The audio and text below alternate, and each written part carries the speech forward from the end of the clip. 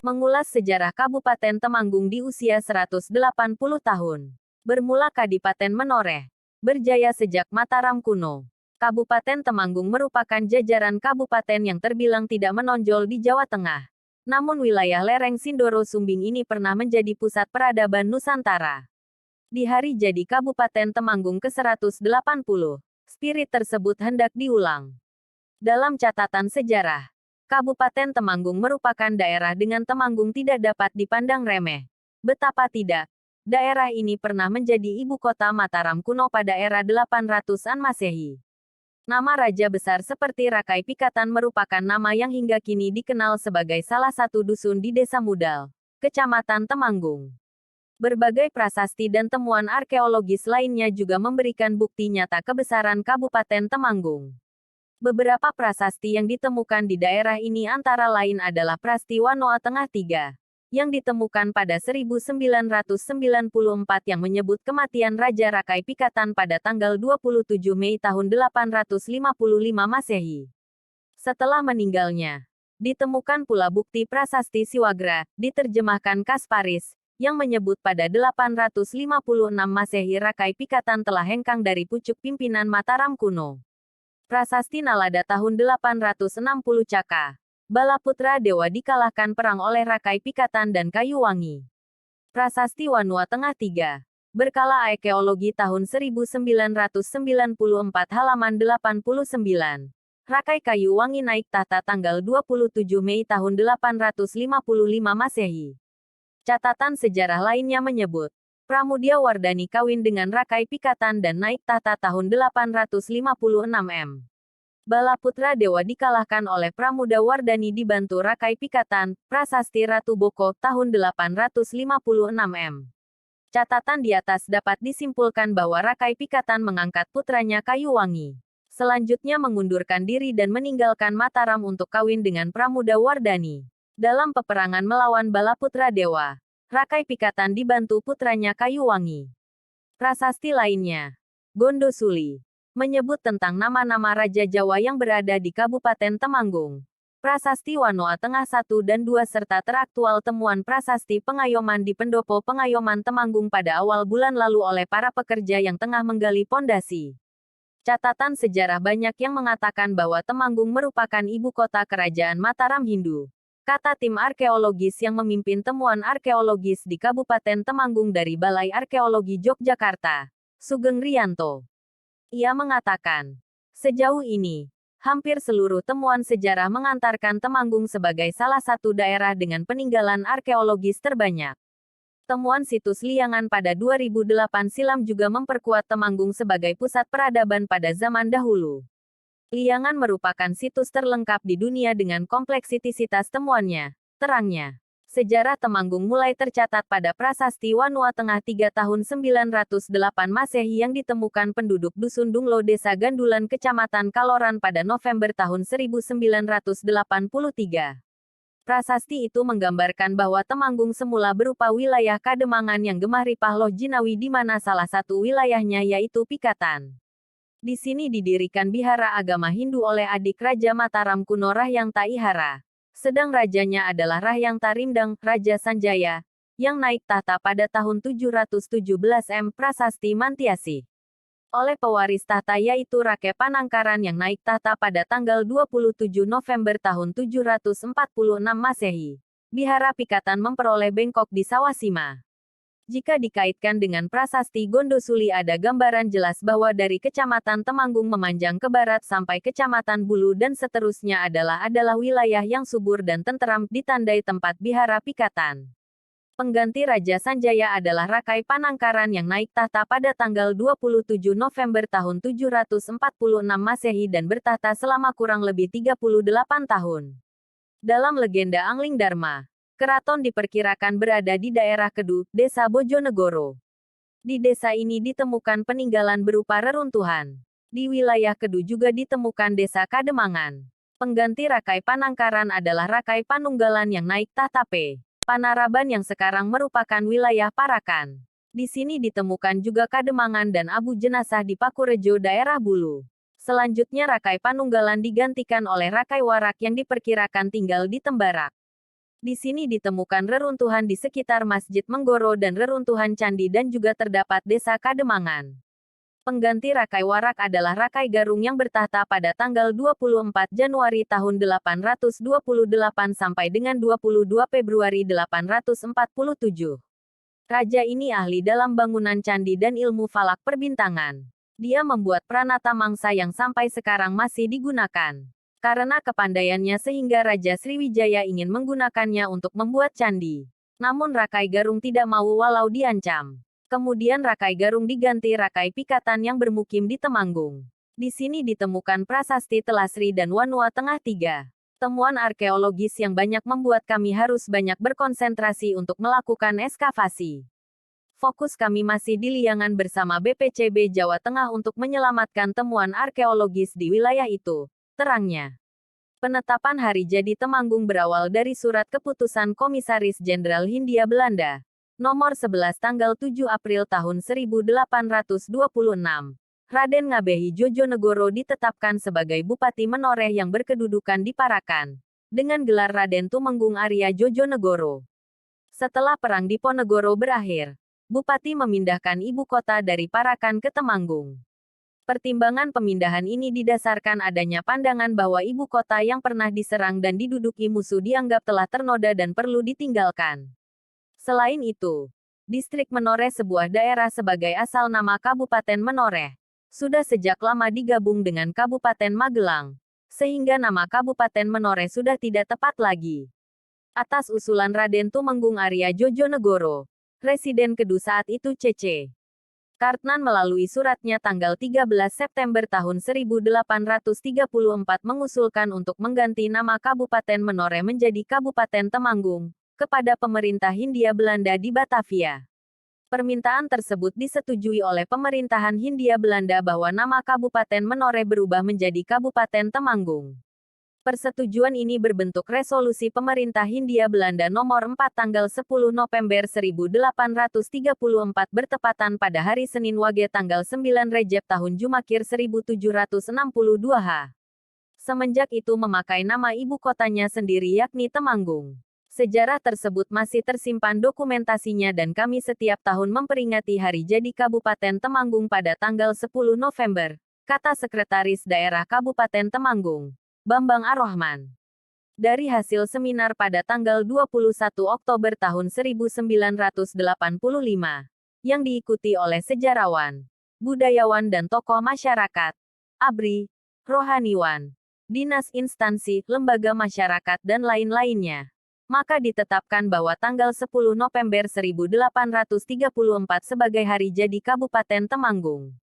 Semangat kejayaan masa lalu menginspirasi kami untuk melakukan kegiatan dan bekerja dengan optimal sehingga kejayaan-kejayaan masa lalu tersebut dapat kita ulang kembali pada masa kini. Kita memiliki sejarah besar dan berusaha menjadi besar dan terbaik. Sejarah dan legenda. Dulu keberadaan Umbul Jumprit hanya diketahui oleh kalangan tertentu saja. Tetapi sejak awal 1980-an, jumlah pengunjung terus meningkat. Terutama mereka yang ingin berziarah ke makam Ki Jumprit dan mandi kungkung di Umbul Jumprit. Pada tanggal 18 Januari tahun 1987, pemerintah Kabupaten Temanggung menetapkan Jumprit sebagai kawasan wanawisata. Setahun kemudian, kawasan itu diresmikan Gubernur Jawa Tengah saat itu H.M. Ismail. Namun Jumprit sudah disebutkan dalam serat Centini, terutama dikaitkan dengan legenda Ki Jumprit yang merupakan ahli nujum di Kerajaan Majapahit. Ki Jumprit bukan hanya dikenal sakti mandraguna, tetapi juga salah seorang putra Prabu Brawijaya, Raja Majapahit. Dia meninggalkan kerajaan, agar bisa mengamalkan ilmu dan kesaktiannya kepada masyarakat luas.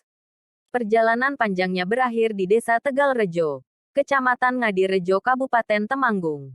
Beberapa tokoh masyarakat meyakini, Ki Jumprit adalah leluhur dari masyarakat Temanggung yang tersebar di lereng Gunung Sindoro dan Sumbing. Namun hal ini masih memerlukan kajian mendalam, terutama dari aspek kesejarahan. Yang pasti ada beberapa lokasi yang diyakini sebagai petilasan Ki Jumprit. Makamnya pun berada tak jauh dari Umbul Jumprit. Dua lokasi inilah yang kerap dikunjungi peziarah, terutama komunitas tertentu yang terbiasa melakukan tirakat. Sebagai ahli nujum, Ki Ki Jumprit pernah meramal suatu saat nanti Temanggung akan menjadi daerah makmur. Sebagian ramalannya terbukti benar. Petani di lereng Sumbing dan Sindoro relatif hidup berkecukupan melalui tanaman tembakau. Komoditas ini mulai populer sejak awal tahun 1970-an. Tingkat pendidikan dan derajat kesehatan masyarakat di Temanggung pun termasuk kelompok papan atas di Jawa Tengah, terutama jika dibandingkan dengan kabupaten lainnya. Meskipun komoditas tembakau tidak lagi secemerlang dulu, kesejahteraan masyarakat Temanggung masih di atas rata-rata masyarakat Jawa Tengah. Eksotisme Wanawisata Jumprit. Wanawisata Jumprit merupakan salah satu objek wisata yang eksotis di Kabupaten Temanggung.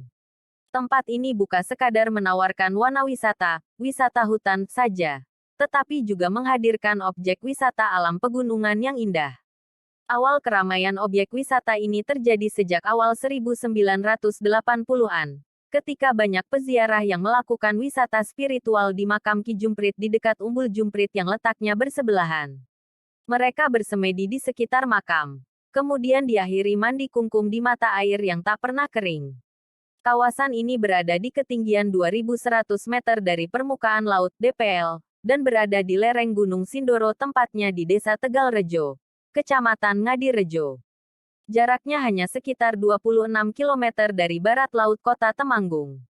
Kawasan Jumprit berada di jalur strategis, yaitu jalur wisata Borobudur-Dieng, Semarang-Bandungan-Dieng, serta dari berbagai arah dengan kemudahan aksesibilitas, baik dari Wonosobo, Kendala, maupun Yogyakarta.